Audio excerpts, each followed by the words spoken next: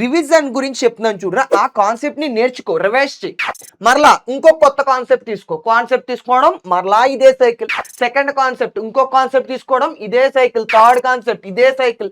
అంతా కూడా ఇదే సైకిల్ బేస్ చేసి వెళ్ళాలి. ప్రతి కాన్సెప్ట్ ని కూడా ఈ మోడల్లో నేర్చుకోవాలి. Hello upcoming doctors and engineers, అందరూ ఎలా ఉన్నారు, ఏం చేస్తున్నారు? నేనైతే ఫుల్ జోష్లో ఉన్నా, నువ్వు కూడా మేబీ ఫుల్ జోష్లో ఉండాలి అనుకుంటున్నా.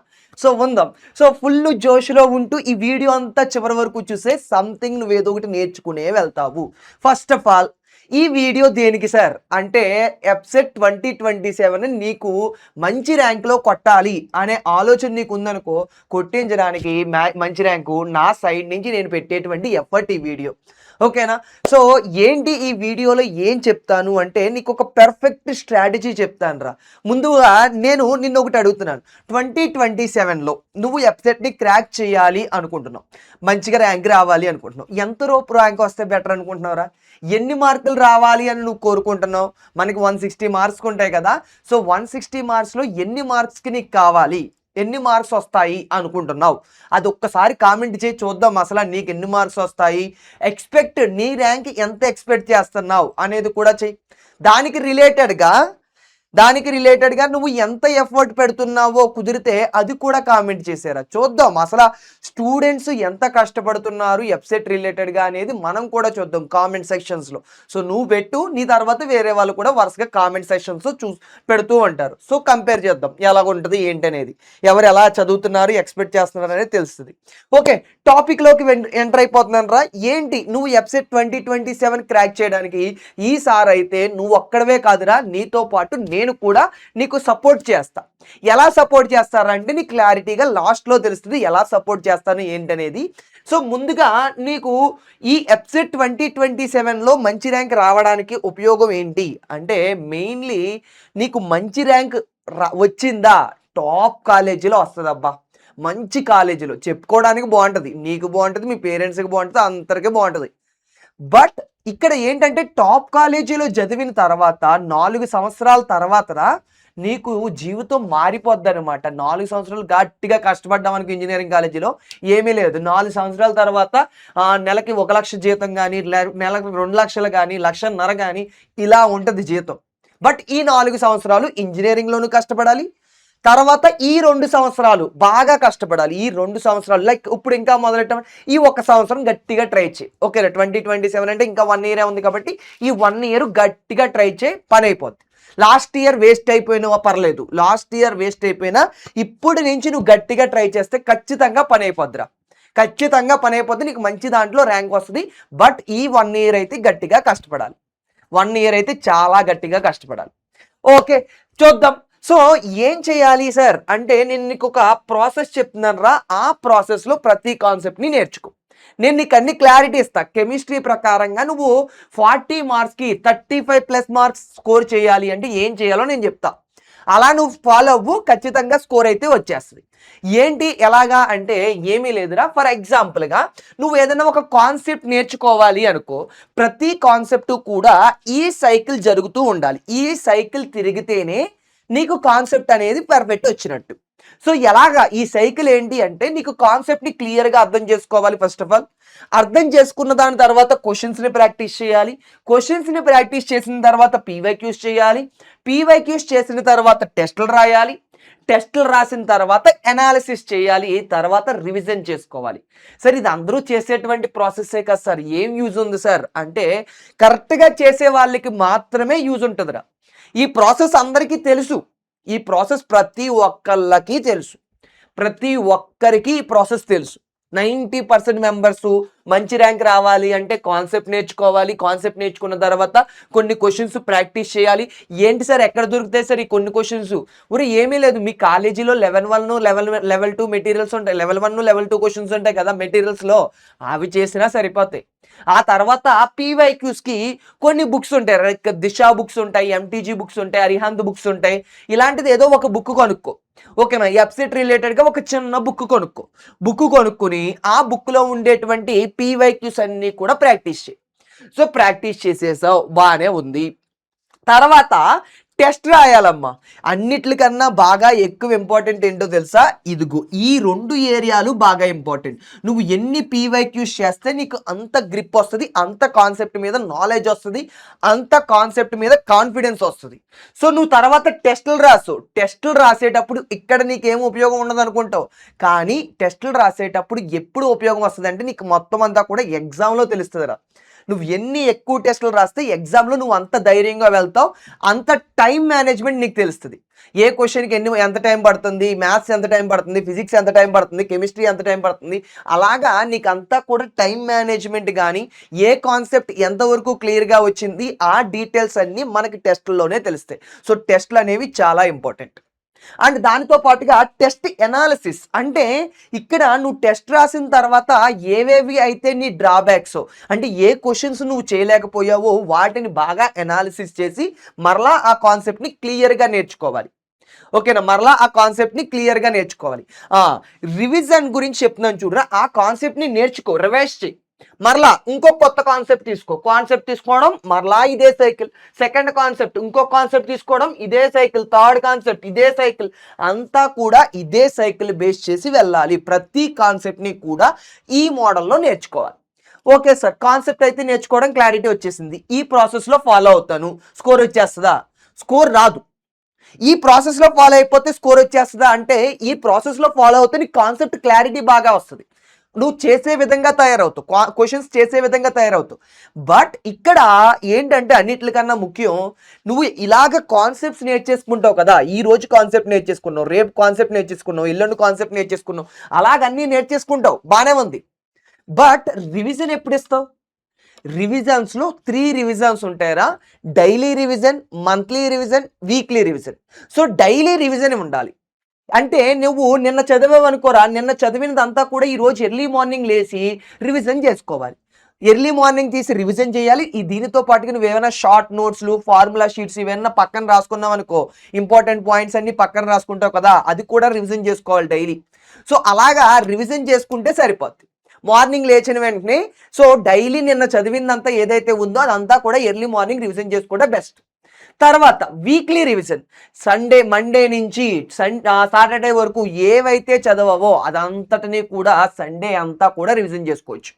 సండే అనేది వీక్లీ రివిజన్ లా పెట్టుకో.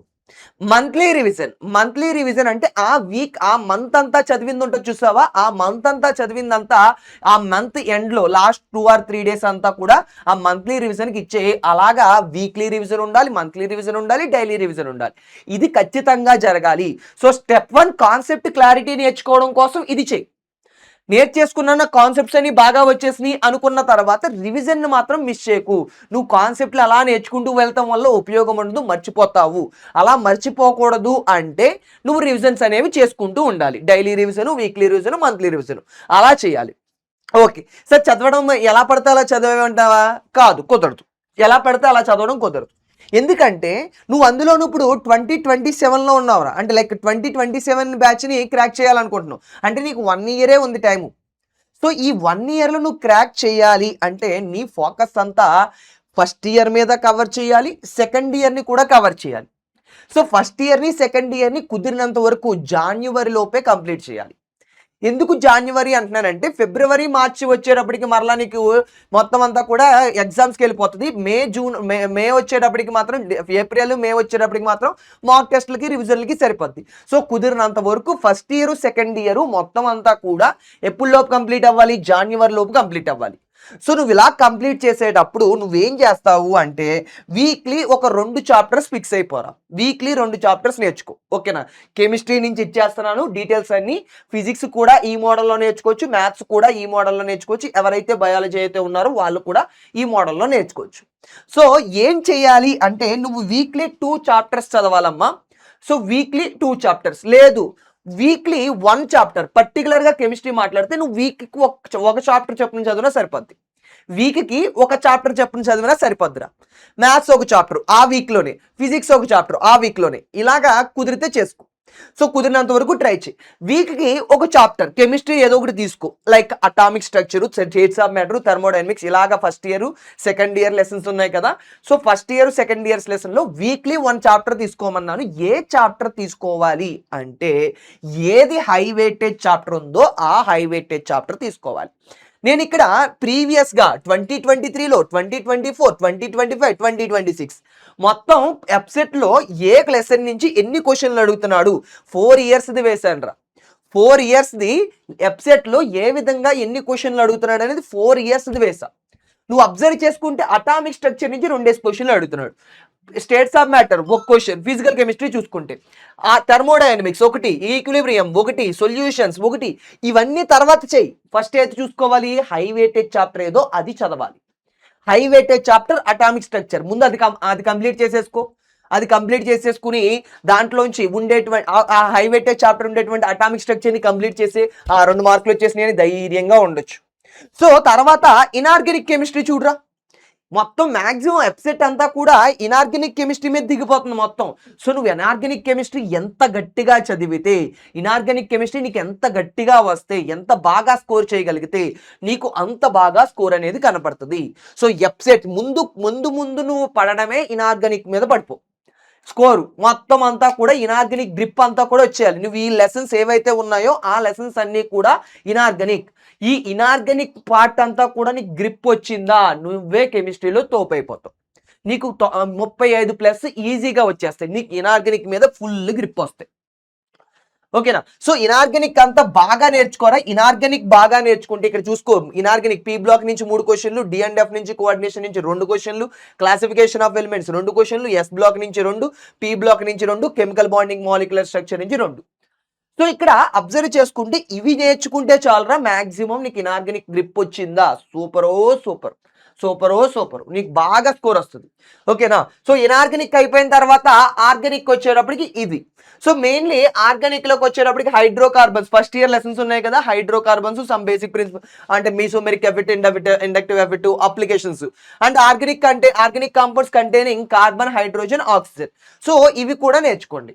అంటే like alcohols, phenols, ethers, aldehydes, ketones ఇవన్నీ చూసుకుంటే నియర్లీ 8 మార్కులు అక్కడే కవర్ అయిపోతున్నాయి. ముందు ఏవైతే హై వెయిటేజ్ చాప్టర్స్ ఉన్నాయో నేను ఇక్కడ స్పెషల్ గా నోట్ చేశాను. సో కుదిరితే స్క్రీన్ షాట్లు కూడా తీసేసుకోండి అమ్మా. సో స్క్రీన్ షాట్ ఒకసారి తీసుకో. ఇది ఆర్గానిక్ కెమిస్ట్రీ స్క్రీన్ షాట్ తీసుకోరా. తర్వాతది ఇది inorganic chemistry weightage screen shot తీసేసుకోండి. తర్వాత ఫిజికల్ కెమిస్ట్రీ. సో ఏవైతే హై వెయిటేజ్ చాప్టర్లు నీకు ఇక్కడ ఉన్నాయో ముందు వాటిని చదివేసుకుని ఆ తర్వాత టైం బేస్ చేసి ఒక్కొక్కటి కంప్లీట్ చేసుకుంటూ రా.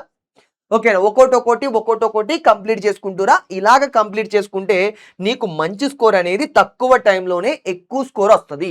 నువ్వు ఏ చాప్టర్ పడితే ఆ చాప్టర్ చదవవు అనుకోరా వేస్ట్. ఎందుకంటే ఎక్కువ మార్కులు ఎక్కడ వస్తున్నాయో అక్కడ చదువు ఫస్ట్. ఓకేనా. అది కంప్లీట్ అయిపోతే బెస్ట్ ఆప్షన్ అమ్మా. అండ్ నీకు ఈ విధంగా చదివితే చాలరా నీకు ఈజీగా స్కోర్ అనేది వస్తుంది. సో ఈజీగా స్కోర్ వస్తుంది. అండ్ నీకు ర్యాంకు మార్క్స్ వర్సెస్ ర్యాంక్ అనేది ఇచ్చాను. అండ్ బైపీసీ వాళ్ళకి కూడా ఇచ్చానమ్మా ర్యాంక్ వర్సెస్ మార్క్స్. సో ఒక్కసారి ఇది కూడా చూసుకోండి, మీకు హెల్ప్ అవ్వచ్చు. అంటే ఏ కాలేజీలో రావచ్చు అంటే నీకు బిలో 2613 వచ్చింది అనుకోరా పెద్ద కాలేజీల్లో వస్తాయి. లైక్ ఇప్పుడు ప్రెసెంట్ ఇంజనీరింగ్ కాలేజీ తెలంగాణ వాళ్ళు చూసుకుంటే సిబిఐటీలో కానీ లేకపోతే జేఎన్టీయూ హైదరాబాద్ కానీ ఓయూల్లో కానీ ఇలాంటివన్నీ కూడా టాప్ కాలేజీలో రావాలి అంటే నువ్వు బిలో 2613 రప్పించాలి. బిలో 2613 అంటే నీకు ఖచ్చితంగా నీ స్కోర్ ఎంత ఉండాలి 80 కన్నా ఎబోవ్ ఉండాల్సిందే. 80 కన్నా ఎబోవ్ ఉండాలి. నువ్వు కెమిస్ట్రీ నేను చెప్పినటువంటి ప్రాసెస్లో చదివితే హై వెయిటేజ్ ప్రకారంగా చదివితే నీకు ఈజీగా 30+ అయితే వచ్చేస్తారా. ఈజీగా 30+ వస్తాయి. నువ్వు ఇనార్గానిక్ ఎంత గట్టిగా చదివితే ఇనార్గానిక్ మీద నీకు ఎంత గ్రిప్ ఉంటే అంత బాగా స్కోర్ వస్తుంది. సో ఇనార్గానిక్ అన్ని ఎక్సెప్షన్స్ ఉంటాయి కాబట్టి ఎక్సెప్షన్స్ అన్నిటికి ఒక సైడ్ నోట్స్ పెట్టేసుకో. చిన్న షార్ట్ నోట్స్ పెట్టేసుకుని చదివే మార్నింగ్ లేసి రివిజన్ చేసుకుంటూ ఉండు డైలీ. ఆ ఎక్సెప్షన్స్ అన్ని నీ మైండ్లో ఉండిపోతాయి అప్పుడు. ఓకేనా. సో ఈ మోడల్లో అయితే చదువుకోవాలమ్మా. ఈ మోడల్లో చదివితే మ్యాక్సిమం అన్నీ కూడా కంప్లీట్ అయిపోతాయి. సో ఫిజికల్ కెమిస్ట్రీ ఎలా చదివితే బెస్ట్, ఇనార్గానిక్ ఎలా చదవాలి, ఆర్గానిక్ ఎలా చదవాలి చెప్తున్నాను చూడు. ఫిజికల్ కెమిస్ట్రీ ఏవైతే ఉన్నాయో అప్పుడు ఎలా చదవాలంటే నువ్వు ముందు ఫార్ములాస్ నేర్చుకోవాలరా ఆ పర్టికులర్ లెసన్ నుంచి. ఆ ఫార్ములాలను బేస్ చేసి క్వశ్చన్స్ ఏ మోడల్లో అడుగుతున్నాడో చూడాలి. సో ఫార్ములాస్ నీకు ఎంత బాగా గ్రిప్ ఉంటే అంత బాగా వస్తుంది. అదే ఇనార్గానిక్ అయితే నీకు ఎక్సెప్షన్స్ ఎంత బాగా వస్తే నీకు అంత బాగా ఇనార్గానిక్ కెమిస్ట్రీ వస్తుంది. ఆర్గానిక్ వచ్చేటప్పటికి మెకానిజం ఉండాలి, మెకానిజమ్స్ ఐడియా రావాలి. ఏ రియేజెంట్ ఎలాగ కన్వర్ట్ చేస్తుంది, దేనిని ఎలా కన్వర్ట్ చేస్తుంది, ఈ డీటెయిల్స్ తెలిస్తే ఆర్గానిక్ కెమిస్ట్రీ అయితే చాలా బాగా రాయగలవు. ఓకేనా? సో ఇవి మనం అబ్జర్వ్ చేయొచ్చురా. బెస్ట్ బుక్స్ ఏంటంటే దిశ పబ్లికేషన్స్, అరిహంత్, ఎంటీజీ, ఈ 3 అయితే పీవైక్యూస్ కి బెస్ట్. అండ్ నువ్వు మ్యాథ్స్ అయినా, కెమిస్ట్రీ అయినా, ఫిజిక్స్ అయినా ముందు ప్రిఫరెన్స్ అయితే ఎన్సీఆర్టీకి ఇచ్చుకోవాలి. అండ్ ఇనార్గానిక్ వచ్చేటప్పటికైతే ఎన్సీఆర్టీ బాగా హెల్ప్ అవుతుందమ్మా. నీకు ఒక చిన్న ఇంపార్టెంట్ విషయం కూడా చెప్తున్నాను రా. ఏంటి అంటే మనకి లక్ష టీజీ ఎప్సెట్ బ్యాచ్ అయితే ఉంది. ఈ లక్ష టీజీ ఎప్సెట్ బ్యాచ్ ని నువ్వు బయోలో లింక్ ఉంది, ఒక్కసారి అయితే వెళ్ళి చూడు. చాలా హెల్ప్ అవుద్దమ్మా. ఎప్సెట్ 2027లో క్రాక్ చేయాలి అనుకునే వాళ్ళకైతే చాలా హెల్ప్ అవుతుంది. ఇందులో ఏం ప్రొవైడ్ చేస్తారు అంటే టాప్ ఫ్యాకల్టీస్ అందరూ కూడా నీకు క్లియర్గా డీటెయిల్డ్గా ప్రతి టాపిక్ని అయితే ఎక్స్ప్లెయిన్ చేస్తారు. దాని తర్వాత డైలీ క్వశ్చన్స్ ప్రాక్టీస్ చేయడానికి క్వశ్చన్లు ఇస్తారు, క్లాస్ నోట్స్ ప్రొవైడ్ చేస్తారు, ఇంకా టెస్ట్లు కండక్ట్ చేస్తారమ్మా. ఇంకా ఏమైనా డౌట్స్ వచ్చినాయి అనుకో నీకు 24/7 డౌట్ సపోర్ట్ ఉంటుంది. ఏఐ గురువు అనేది కూడా లైక్ చాట్ జీపీటీ అనమాట. ఏఐ గురువు కూడా నీకు చాలా హెల్ప్ అవుతుంది. ఇవన్నీ కూడా లక్ష టీజీలో ప్రొవైడ్ చేస్తారు. ఇవి మాత్రమే కాదు, మైండ్ మ్యాప్స్, షార్ట్ నోట్స్, ఇలాంటివి కూడా అన్నీ కూడా ఈ లక్ష టీజీ బ్యాచ్లో వస్తుందిరా. ఇప్పుడు ఈ బ్యాచ్ వచ్చేటప్పటికి 2499 ఉంది. కుదిరినంత వరకు తొందరగా వెళ్ళి తీసుకుంటే చాలా బెస్ట్. అండ్ ఇలా కాకుండా ఇంకొక బ్యాచ్ ఉందిరా మనకి. ఇంకొక బ్యాచ్ అంటే లక్ష బ్యాచ్, ఇంకొకటి ఏంటంటే ఇన్ఫినిటీ బ్యాచ్. ఈ ఇన్ఫినిటీ బ్యాచ్ ఏంటి అంటే ఇంకా లక్ష టీజీ కన్నా కొద్దిగా బాగుంటుంది. ఎందుకంటే దీనిలో ఇంకా ఎడిషనల్గా ఏం ప్రొవైడ్ చేస్తారు అంటే మనకి లక్షలో ప్రొవైడ్ చేసేవన్నీ ప్రతిదీ ఉంటుంది. ఎక్స్ట్రాగా పీడబ్ల్యూ పై సబ్స్క్రిప్షన్ అంటే లైక్ నెట్ఫ్లిక్స్ టైప్ అనమాట, ఓటీటీ ప్లాట్ఫామ్ అనమాట.